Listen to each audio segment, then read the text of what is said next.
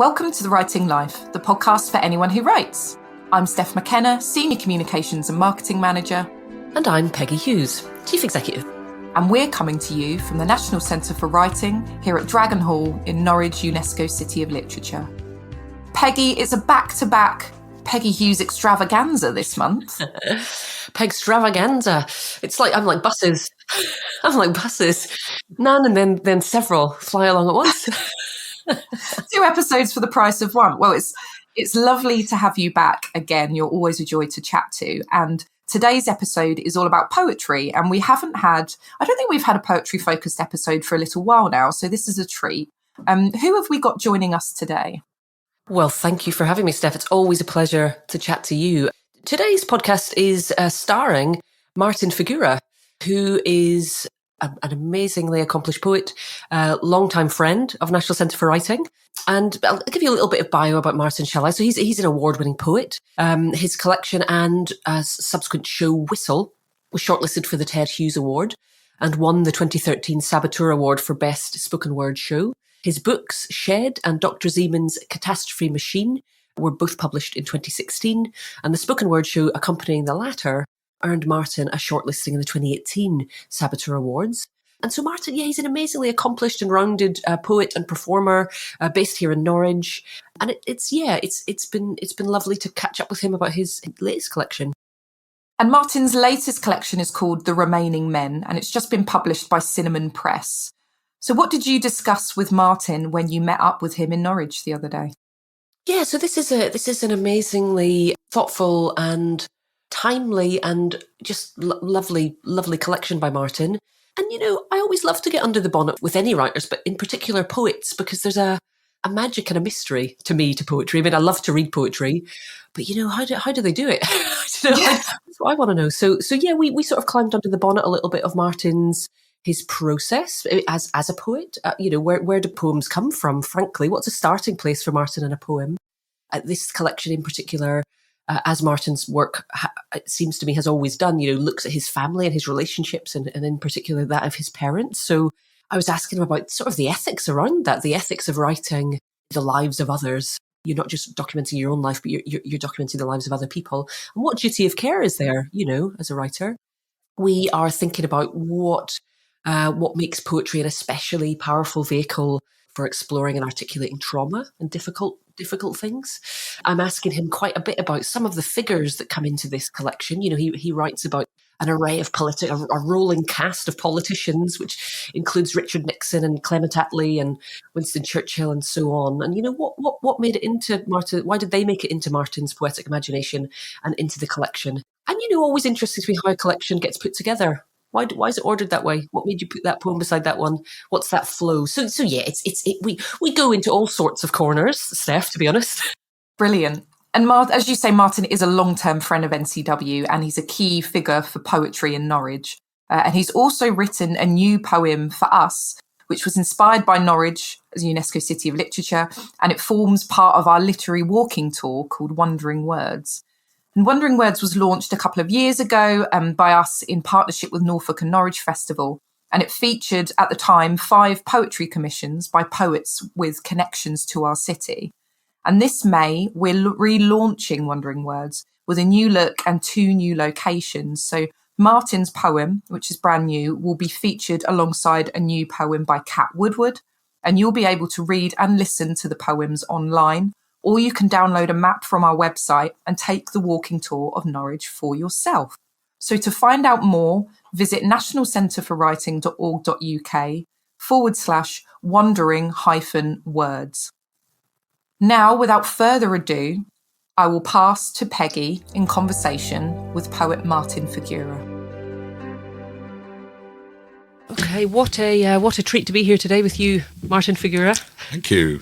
How are you doing today? I'm doing good, a bit frazzled, but yeah, because I lost track of time, but I'm here now. But here we are. And we just before we stepped into this lovely UEA studio, we were just saying you've been on a brilliant tour and more to come. Tell us a bit about that first. Well, I got Lewis Buxton asked me to do his Toast Coastal tour with Laurie Bolger, so it was great. So we did Lowestoft, and then we did Great Yarmouth, and then we did Sheringham, and then just coincidentally I was booked to do CB1 in Cambridge last night, which is where I started. It's like an open mic event. And so in the sort of mid-90s, that's where I first stood up and read a really bad poem out live. And I've been back, and so that was a really important place for me. Hugely important. Oh my goodness, so you'd not been back since? Yeah, no, I've done it about 3 times, but obviously I moved out of Cambridge 20 years ago. Wow. But it was a weekly thing, an open mic, crammed into a cyber cafe, hence CB1. Super. If you can remember cyber cafes. I do. Dim and distantly, I do. Yeah, so it's a bookshop, cafe, internet cafe kind of place. It was really good. Goodness, and you mentioned this very bad poem. Can you remember the poem? Why was it bad? I'm not good at it. Yeah, I got a book called The Little Book of Harm, which there was The Little Book of Calm out at the time, and I look at some of the things in there. This was definitely a middle-aged man at the end of his marriage.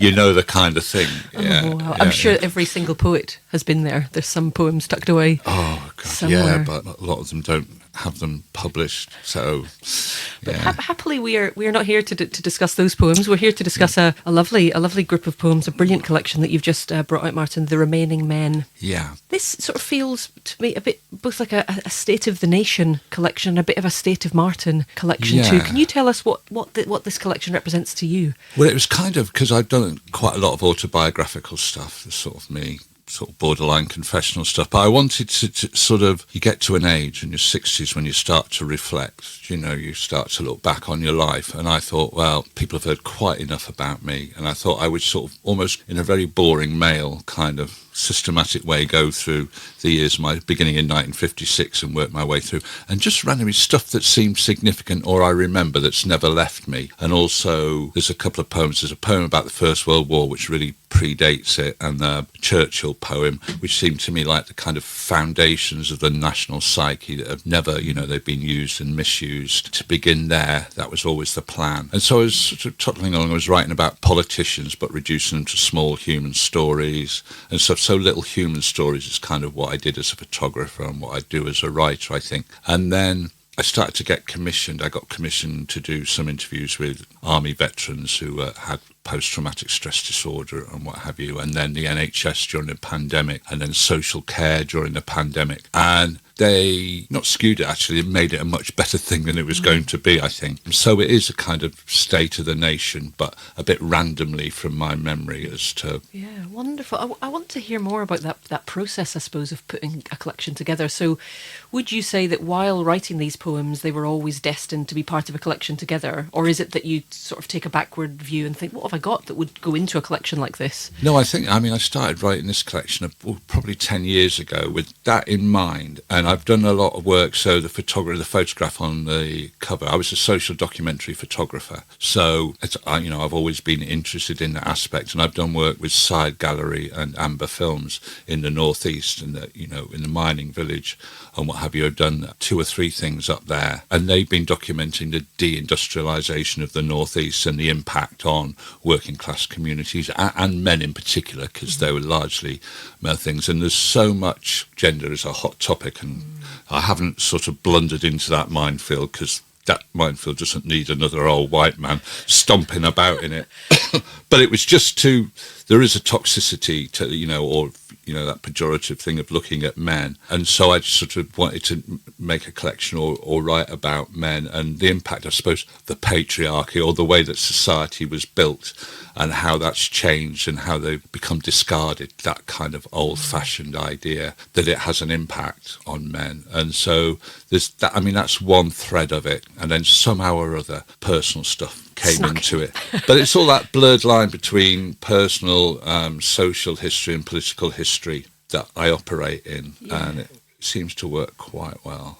Definitely does. I wonder, that's a good second just to tell people about the cover, because obviously we're talking away about this fabulous bit of photography. What's on the cover? What is this photograph? Well, this is Kenny Robson. So I did this Side Gallery commission. It was Year of the Artist, if anyone remembers that. I think it was about 2000. And documentary photography was all digital then. No one was really interested. And then the millennium came and it kind of woke up the whole sort of documentary genre. So suddenly started to get commissioned, and it came back on the back of a book I did on the army. So I was or photographer in residence at Horden Victory Club, which is this working men's club for mines in Horden.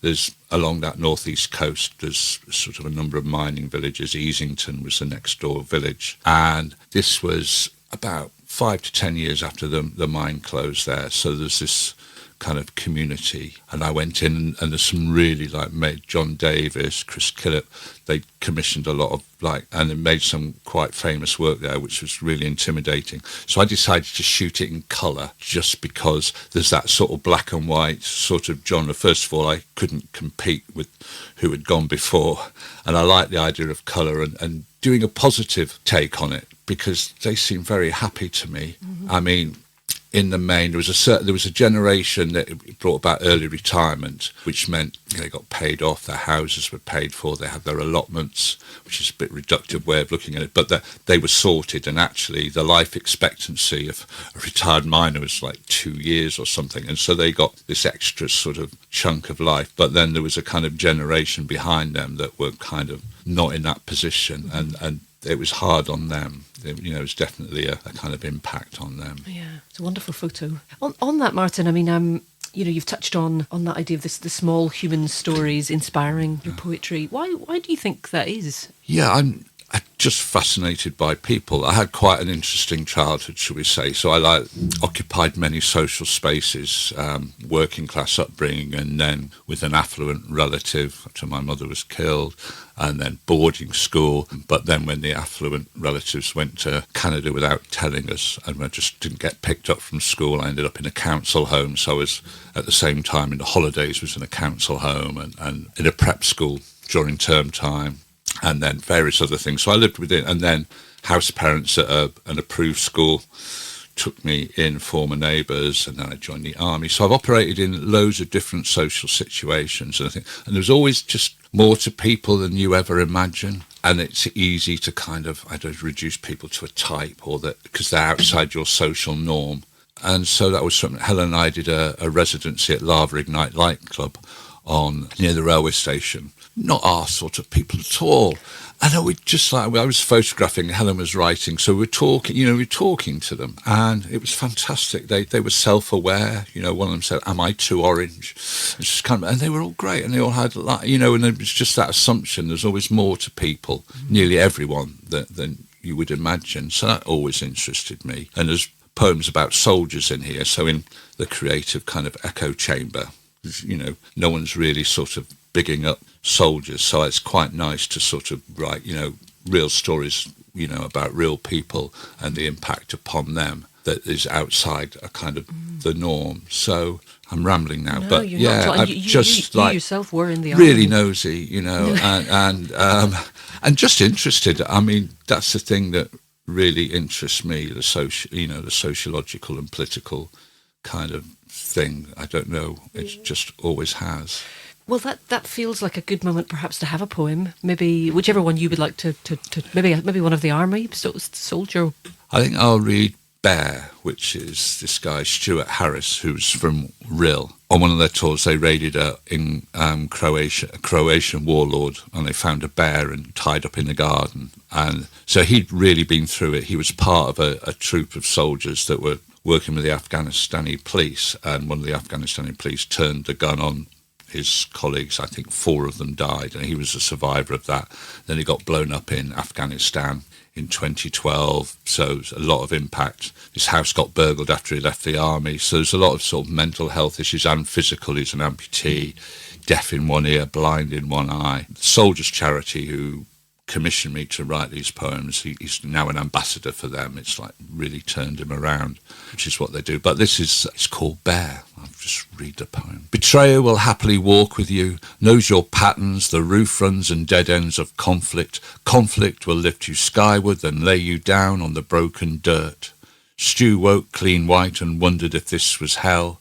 The bear in the next bed explained it was Birmingham, and over weeks they reminisced, became firm friends. When it was time, the bear came home with him and was too big for the house. The bear blundered about, breaking ornaments, cracked its head against the light, sent shadows skittering about the walls. The bear brooded, and the children shrank back from its rancid breath, which made the bear roar. The rooms of the house became dead ends.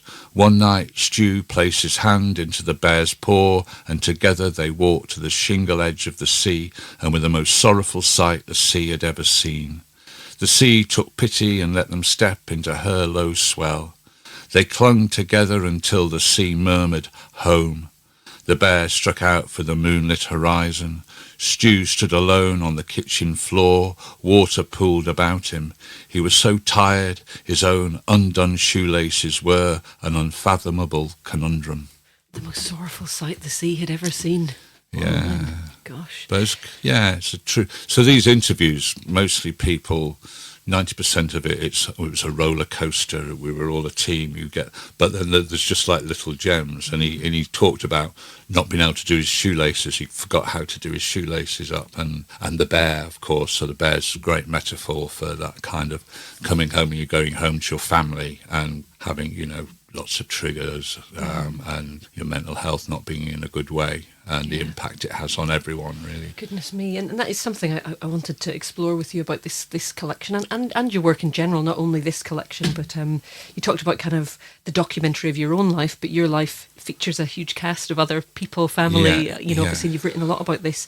I just wondered a bit about that, I guess, that sort of duty of care to others when you're writing their lives. How do you hold that in the balance, or what does that feel like? I mean, commission poems are kind of thing because there's an expectation from the people who've commissioned you and who it's about, and they're not necessarily, in fact, probably not poetry readers, but they're really, the idea of being in a poem is a real, like generally people think that's a kind of honour. It's like a real deal for them. But also you've got a duty of care or your own thing. Doesn't want your own poetry community. You want it to be good poetry, but you want it for the people it's about to recognise themselves in it, but also be kind of surprised, like the bear. Stuart never imagined that, and he really loved it. So that when it's about a specific person, then they get to see it, and no one's ever sort of said, I think because the way I write is generally sympathetic. Otherwise you generalise, and I just think it has to be real. It has to be,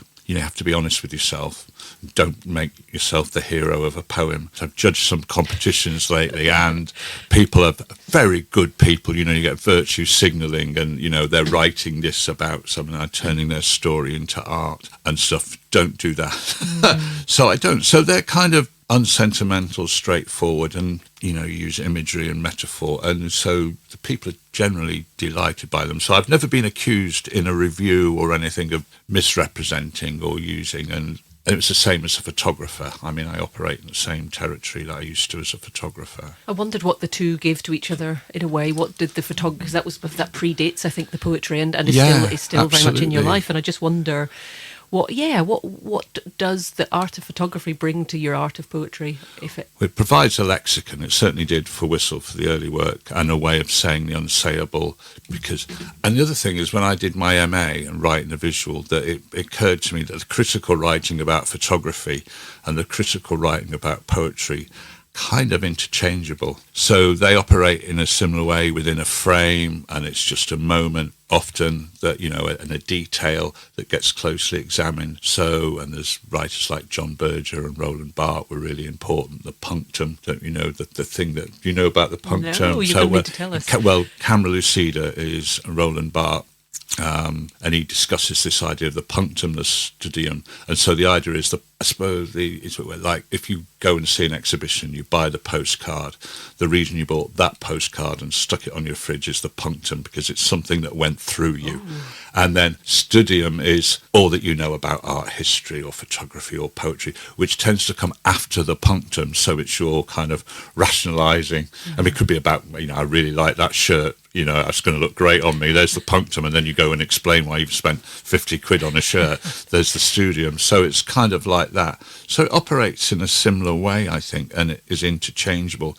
And it definitely provided me with a lexicon for Whistle. My father photographs all the time. So, and that was part of my research, was all these photographs, and there's some photos in here. I mean, he wasn't a great photographer, but there's a kind of charm to that. And I still, am interested. I've just brought a stack. Like, what have you brought? A stack of books? What's there? Yeah, well, this one, the sort of deindustrialization. Paul Rees was this photographer, along with Martin Parr and people who photographed, like, in the 80s, I suppose, was a heyday. So there's poem Sand, where the committee will wear can I help you badges, the sort of thing, and the cover has got, I can help. There's this bloke working in the supermarket with I can help. And there's that idea of, like, there's a mining village, the cover of his book, flogging a dead horse. It's this kind of virtual, where they heritaged a community, and it's all tidied up and smart and clean. And there's ex-miners whose work is holding a big piece of polystyrene painted black as a piece of coal and stuff like that. So the kind of heritage kind of industry. And there was also this wave of new industries as they tried to regenerate areas, and small light industry, which provided a lot of employment for women, but not so much for men. And then 2008 kind of happened, and those communities went by the way as well. And then what do you do? And the poem Sand is kind of about a town right in the middle of the country, in the Midlands. It's not like Norwich, hasn't got cobbled streets and churches everywhere and all of that, or a beach or the seaside. It's got nothing, so it kind of tries to reinvent itself. I think we definitely need to hear Sand. Before we do, though, I wonder, just something you said there about, we talked about excavation or sort of celebrating, smaller human stories, but I think part of this is bearing witness then to changing places, changing times. Yeah, I think it's easy because my hairdresser, we were chatting while she was cutting my hair, and she's in her early 30s. And so her adult world, things that don't necessarily occur to you, was it's always been pretty bad. She doesn't remember the good times. But, because at the time, I remember thinking that, as you get on, you think, well, this has happened before, and it's a cycle, and then things will pick up, and then they'll drop off again. But it really hasn't picked up this time, and you're waiting for that to happen, and it's 16 years on, and it doesn't look like it's going to happen anytime soon. This is Sand, so we've just sort of said what it's about, so I'll just read it, Sand. And this is probably what sparked the book in many ways. I wrote this quite a long time ago. It's maybe the first poem I wrote in the book. So it's the kind of mindset of what made me think, oh, this is interesting. Yeah, let's sort of look at things. Sand. A little Midlands new town with nothing left to make or do, or mountains to speak of, and no one passing through. The bypass exit sign does not say an historic market town. No stately home, cathedral, cobble streets, no green or pond, no ducks, no honeystones, second homes, just overspill without blue plaques. The town hall is an office block. Still, they won't just chuck it in, and with a grant, men turn themselves brick by brick into a museum, while their nimble-fingered wives fashion jewellery from circuit boards, components and coloured wires, to stock the shelves by the postcard rack and stacks of books of bygone days. The town has edged itself with sand, the one-way circuit, a never-ending coastal road. Hold a shell to your ear and hear the rush of the M6-M5 intersection. Bunting hangs from shop to shop, the precinct is ablaze, a promenade of windows blind with Union Jacks, a mural by a local artist of our glory days. The marketing's rolled out to Leamington Spa, to Droitwich, to Telford, to Ashby de la Zouch, and all points in between. On the next bank holiday, everybody waits. The dripping hanging baskets, the portly mare in chains, the goose-pimpled beauty queen, kids holding maypole ribbons, balloons or flags, the seal knot done up as mods and rockers, ready for the battle of 64, on the hour, every hour, a maze, a brass band tuning up, the lost children's hut, seagulls in a cloudless sky, vendors of buckets, spades and fudges, the committee wearing "Can I help you" badges. Thank you. Gosh, I mean, what you were just saying about your hairdresser, and these difficult years that don't seem to be undifficulting themselves. For all that, your poems, and you have sort of touched on this a little bit, that lack of sentimentality are actually a lot of humour and a lot of lightness and a real lightness of touch. And I just wonder if you could speak to that a little bit. How do you achieve that effect, and why is it particularly important to your work to do so? I mean, it is important. There was, when I started to write Whistle, there's lots of sort of misery memoirs, and I suppose I probably, if I'd been an Instagram person, started putting it, I'd been very rich now and famous. But I wanted to not to cheapen it. I wanted to, and I was a kind of performance poet. I said I was a funny guy. I was a funny poet. So I came and did an MA at the art school here, and with George Surtees writing the visual, which is perfect. And amongst the early reading was Strong Words, book of essays about poetry, one of them by poet Michael Hoffman, and he talks about people. He said that there's an editor he knows, he says sometimes it's like getting severed limbs through the post when he opens it with the poems, and he said, what are people supposed to do with that? It's the reason why the poem gets written, but you know what they're supposed to do? Say, oh, poor you. So all the time I was writing Whistle, I had Hoffman on my shoulder, in my ear, going, oh, poor you. And so I wanted to avoid, and just the way that things, if it's something really hard and difficult, the plainer it is said, and I try and explain this to people, because I get to do a lot of workshops with people trying to write about difficult things, and sometimes they listen, but often, there's blood pouring off the edge of the desk and things. You try and say, it doesn't need it. Sentimentality, it's like, it's not trusting the reader. And for me, there's William Fine's book Music Room, which is about him and his autistic brother. And William Fine's a very lovely, nice, stately home, but he's got this massive brother who has a BO problem, smokes a pipe, is quite physical, and William is quite a little kind of fragile fella. But there's this bond because of that, and he goes off in his gap year, as posh kids do, and he's, I think, in Brazil or something. And so you've gone through this book, and it's just a great book. So you know about this relationship, and you care about him, and you care about his brother. And then while he's away, his brother dies, and there's no big scene. He comes in from building a school or something, sits on the bed, and there's a postcard, and he picks it up, and it just says, Rich died this morning, come and join us. And even now, it's like, woo, just like that. And it's not sentimental, it's simple and matter of fact.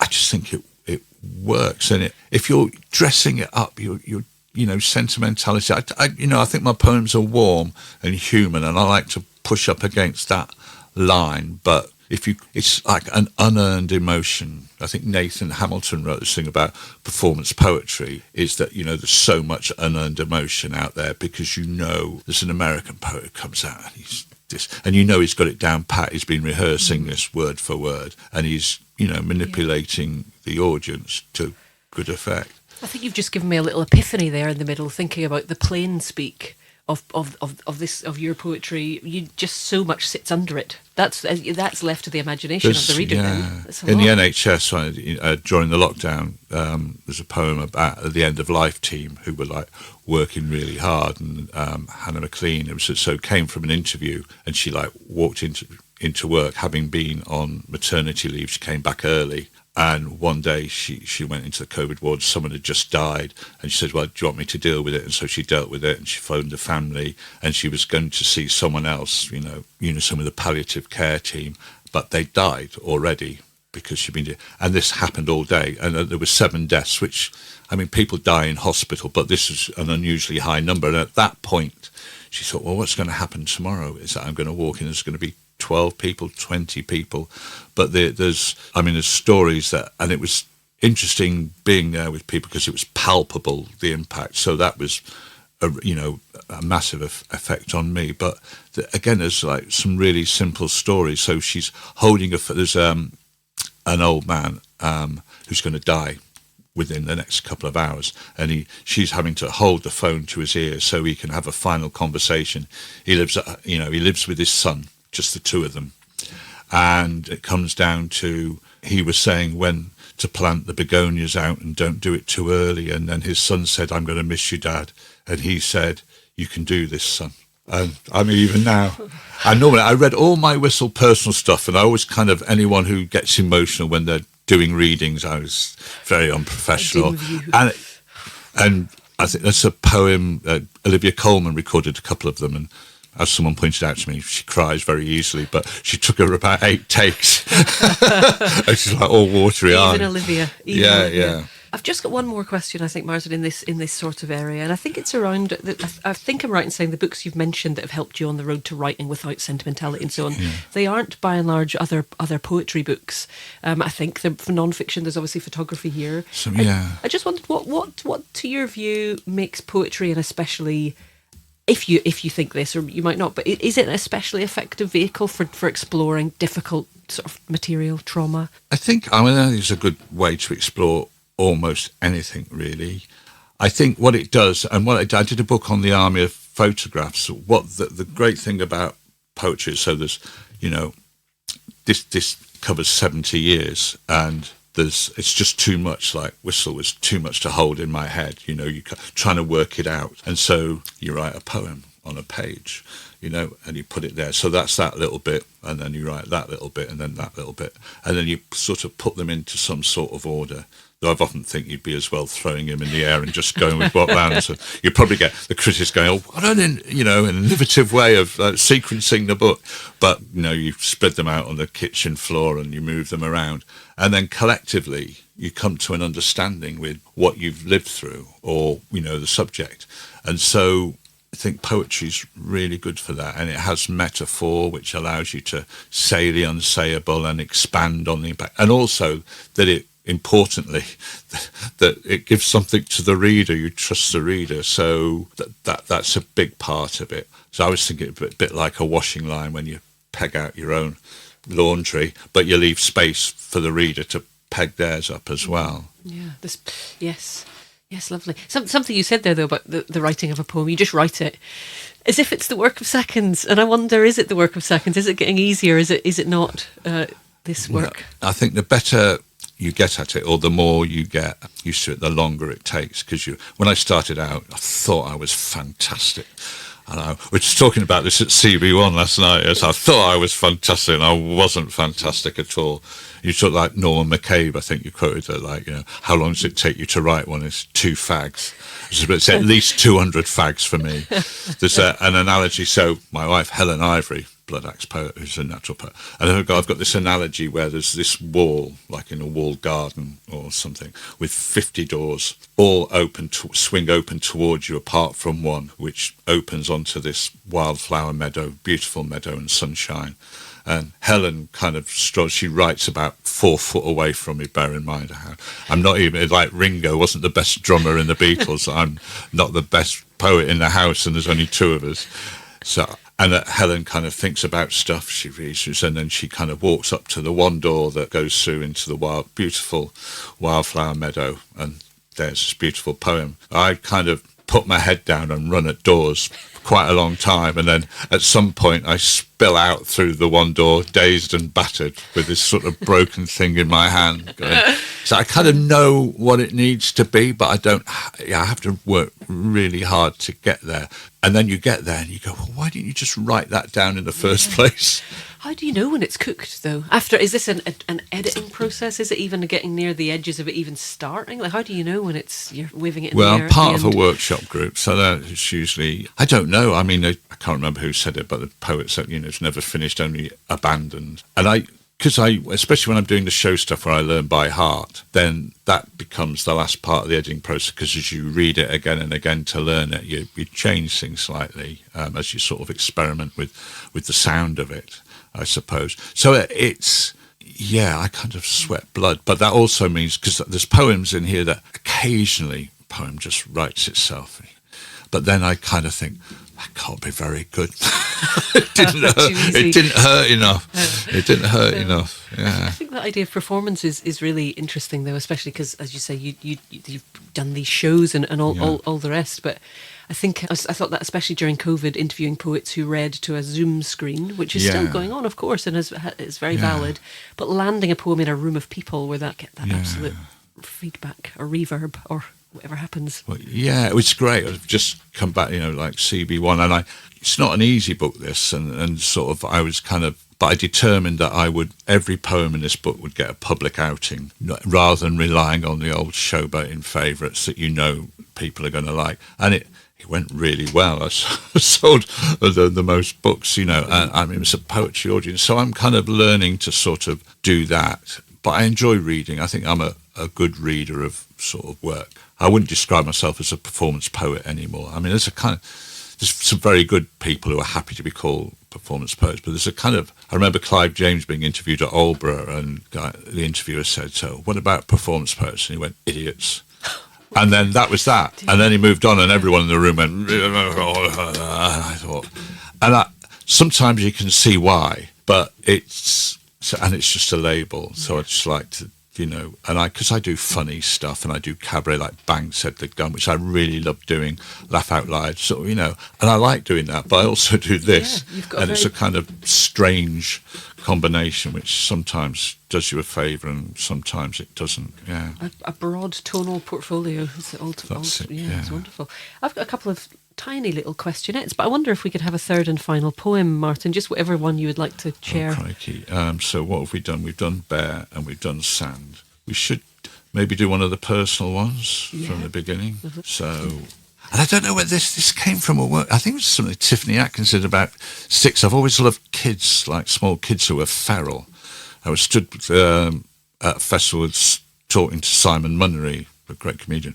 He's on at the Arts Centre this Wednesday, people. Really, really brilliant man. But he's quite tatty, and there was this little girl, like it was Lord of the Flies kind of thing. She had an armful of sticks and she was gouging holes in the grass.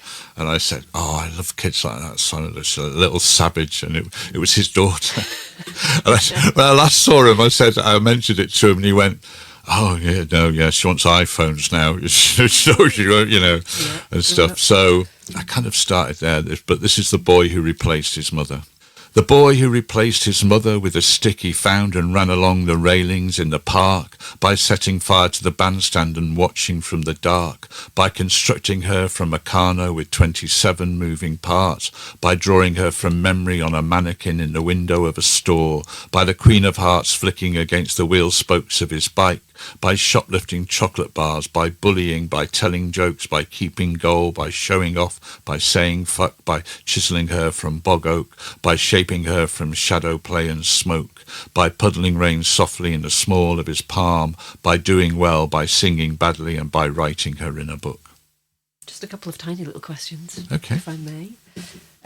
When do you think of poems most? By which I don't mean sort of when does a poem come to you, or in what circumstances do poems come to you? But are poems a morning idea? Is it after you've been out and about and then a poem might come, or is it not as simple? Yeah, morning. I write in the mornings. I don't often carry on into the afternoon. I think Ted Hughes used to have his after lunch nap, and then he got 2 mornings, he said.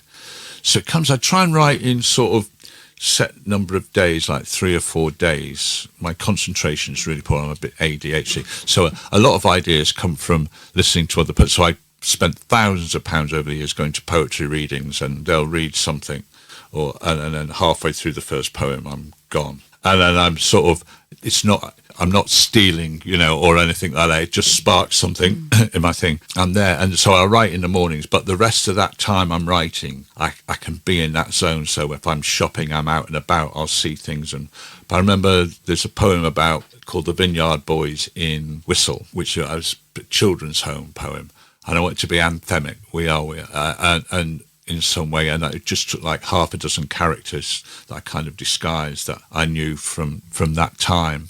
And I was out and about, and Helen was in watching, and she was watching Quadrophenia. And I opened the front door, and the first thing I heard was, we are the mods. And I went, there it is. We are the Vineyard Boys. And so stuff like that happens. So I'm kind of, on those days when I'm writing, even when I'm not writing, that's where my head is. And so you sort of steal from everyday life and things that you see, like the sand poem. I could say, I remember where I got that image from, the Can I Help You badges, and the Beauty Queen from Martin Parr photograph at New Brighton and stuff. There's, so... I imagine the not writing and the watching and listening and looking is as important as the actual writing. Yeah. And I sort of make notes and email myself stuff. So I've been taking a break from writing because I've been working on the shed. But I thought, well, is this the end? I kind of emptied everything into this book. What are you going to do now? But I've and then I started to. I already had an idea of what I might do next, but whether it becomes a thing. But I've started to have ideas, so I just make a note and shove it in a folder, and then some of them like spark, But you need that little, it's called MacGuffin, that lifts it from just being an anecdote. Because a lot of, when judging poetry, you see a lot of diary entries or an anecdote. You've got to take it off somewhere, or for me, to enjoy it anyway. I imagine it has to, even if it is your anecdote, it has to speak to a universality. It can't just be your anecdote. It's got to speak beyond. That's right. So like the boy, you replaced his mother. So there's, that isn't what, well, some of those things happened. I didn't set fire to a bandstand, but something similar. It's just like, so the language leads you as well. Yeah. But I definitely bullied people, and I definitely put there's stuff in there that kind of did happen, but it's whether it has that wider reach, I suppose, depends on how it includes itself. Which poets or poems made you want to make poems? Yeah, well, I have a few that because I was a kind of, when I started writing, I was sort of, I'm going to write like Raymond Carver straight, and no image, sort of straightforward, which it turns out it's really hard to do, and even Raymond Carver couldn't do it, his editor kind of. So poets that are out there are like Charles Simic was really important, and John Berriman's Dream Song, which is not like how I write at all, which is really useful. So and I read like George Surtees quite a lot because of the energy of the way he writes. So I often start writing a terza rima and then it falls apart or runs into, and then I break it apart. But what you've got is these really, because it's a form with a rolling thing, you've got these assonance and sounds that go off each other. So you've got good things, and then you thought you were going to make a horse, but you make a giraffe sort of thing. And a lot of female writers that I really like, Holly Hopkins' recent book I've read, Jenny Paget. I mean, Norwich is full of them, Julie Webb. So it's funny, my music collection, I do this Tower of Song kind of blog on Facebook of all the music I've ever owned.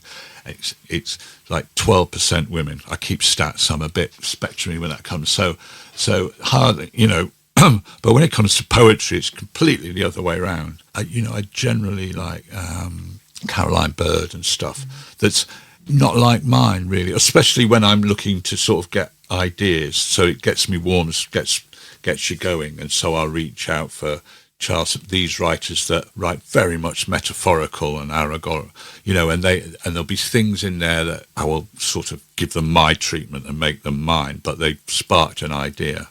Yeah, magpies. We're all magpies, aren't we? Yeah, and books like Katie Evans Bush's recent book. Yeah. Fantastic, yeah. Brilliant. Yeah.